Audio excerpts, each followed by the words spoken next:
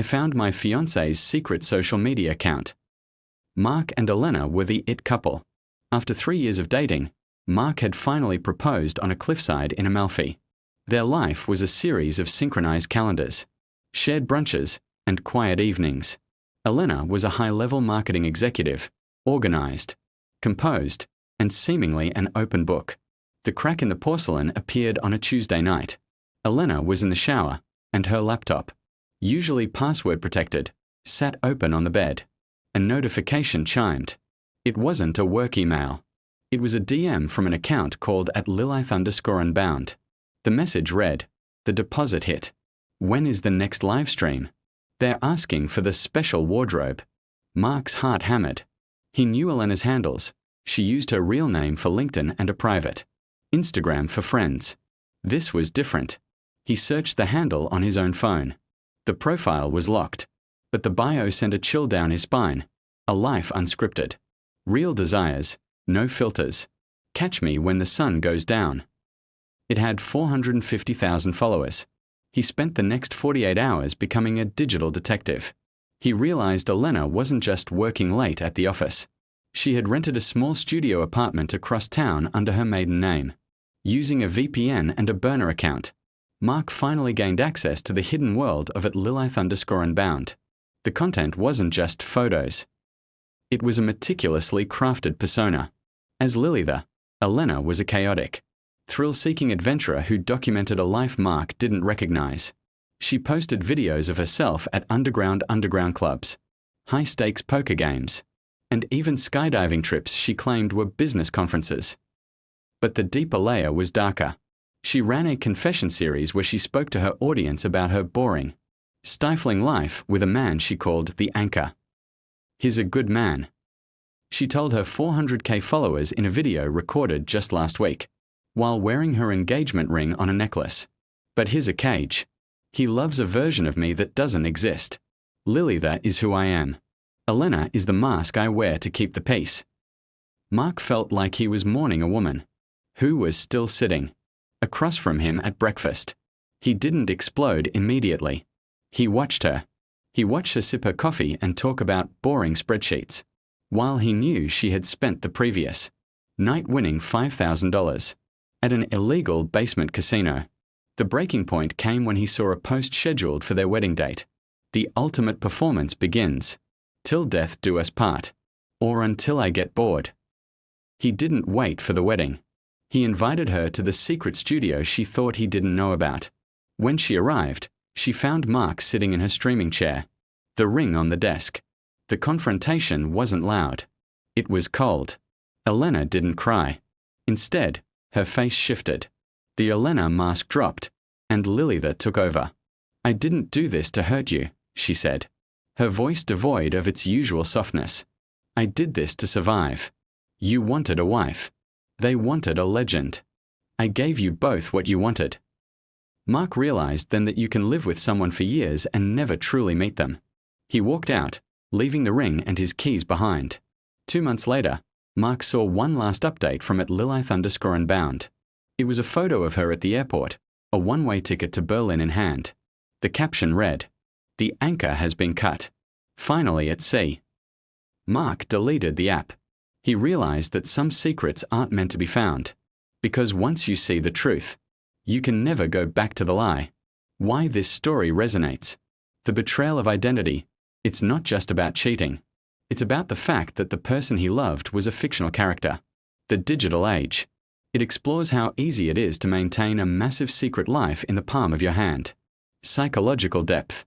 It challenges the reader to wonder, how well do we really know the people we sleep next to? Mark didn't confront her immediately. He became a ghost in his own home. He began tracking her work expenses. He noticed that every Thursday, Elena claimed she had a late-night strategy meeting. He checked their shared bank account. Nothing was out of the ordinary. Then he realized she wasn't using their money. She was using the money. He followed her one Thursday evening. Instead of heading to the glass-walled corporate towers of downtown, she drove to the old textile district, a place of converted lofts and dimly lit alleys. He watched from a distance as she entered a brick building. using a keycard she kept hidden in a false compartment of her makeup bag. 2 days later, while Elena was at a yoga retreat, which Mark now knew was a high-profile influencer meetup in Vegas, he hired a locksmith. He told the man he had lost his keys to his art studio. When the door swung open, Mark's breath caught. The apartment was a neon-soaked dreamscape. One wall was covered in high-end soundproofing foam.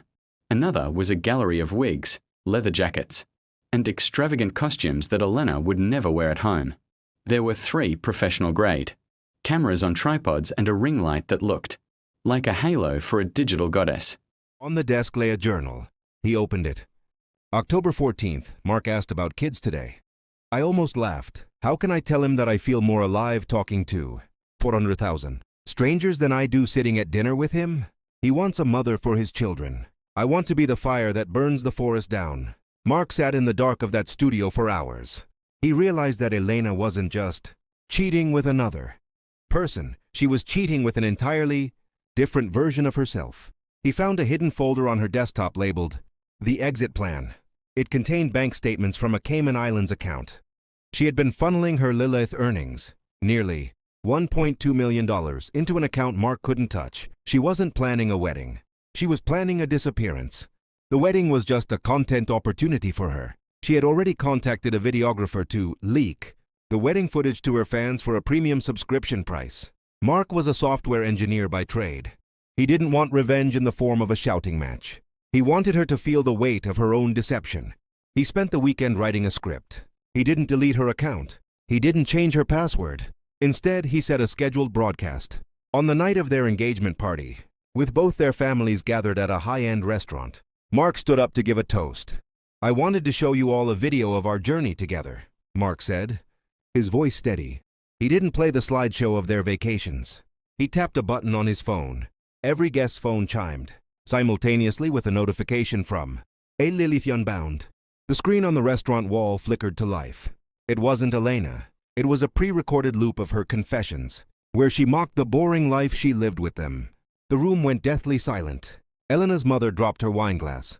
Elena herself turned a shade of white Mark had never seen. You wanted an audience, Elena, Mark whispered, leaning in close so only she could hear. I just gave you the only one that actually matters. He didn't wait for her response. He walked out of the restaurant, through the valet, and into the night. He had already cleared his belongings from their shared apartment and moved them into a storage unit she didn't know about. The twist ending. 6 months later, Mark received a postcard from Thailand.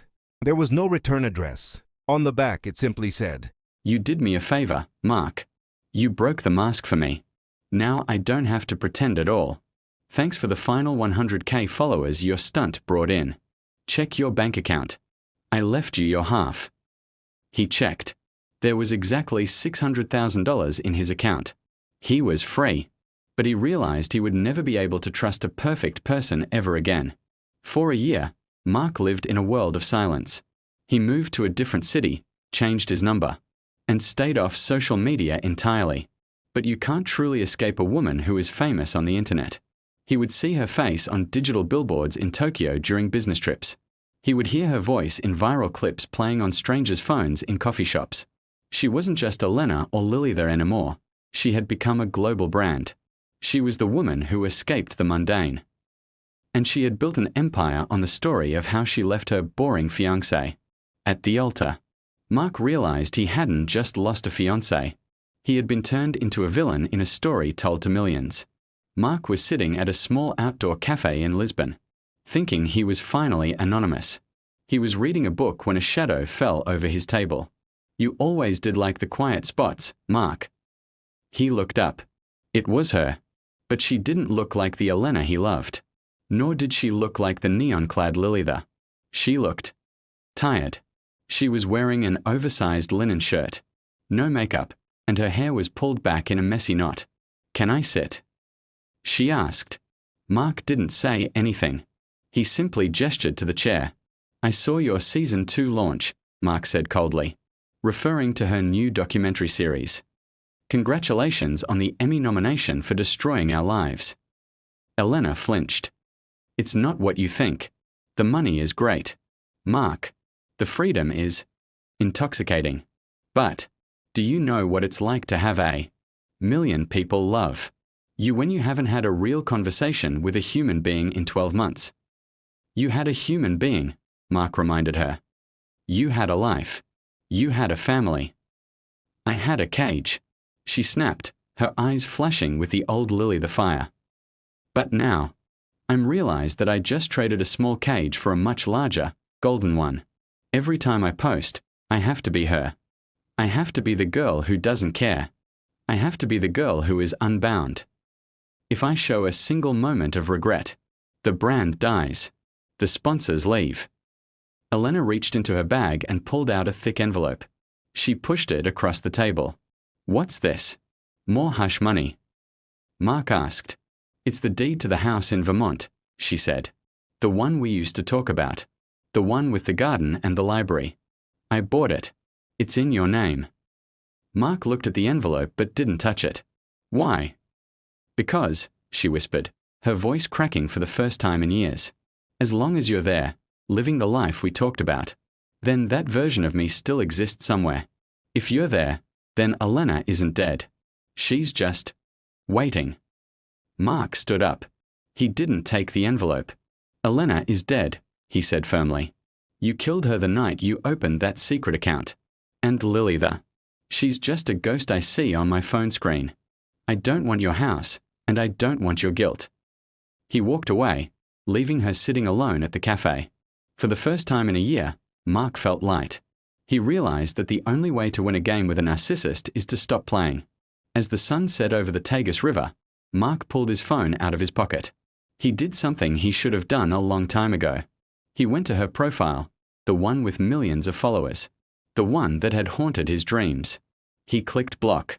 Then, he dropped the phone into the deep waters of the river. He didn't need a digital trail. He didn't need a secret account. He just needed to be Mark again. The final message.